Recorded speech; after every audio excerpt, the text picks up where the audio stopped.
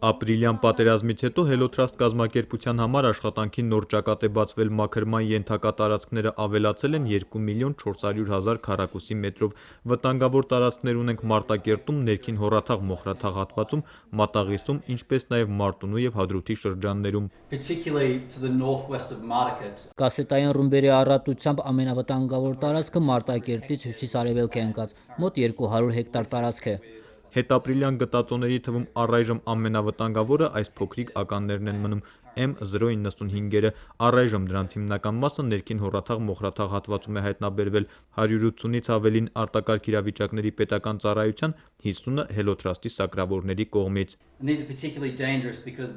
Այս տիպի կասետային ռումբերը վտանգավոր են նախ եւ առաջ այն պատճառով, որ նման գունավոր ժապավեններ ունեն, որոնք գրավիչ են առաջին հերթին երեխաների համար։ Այս ժապավենակիրականները այստեղ են հասնում իսրայելական LAR 160 հրթիռներով, յուրաքանչյուր հրթիռ 104 նման ական է բերում։ Գտել ենք 8 հատ,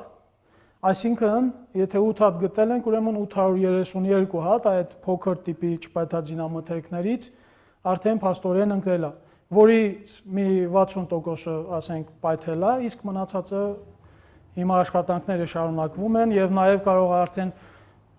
ճարենք էլի ավելի ու իմանանք թե ինչքան են խփել կոնկրետ այդ տարածքի վրա։ Սա էլ BM-21-ի հրթիռի մասն է, հայտնի գրադն է, Էշլի Բոդին անձամբ է նկարել Մատաղիսում։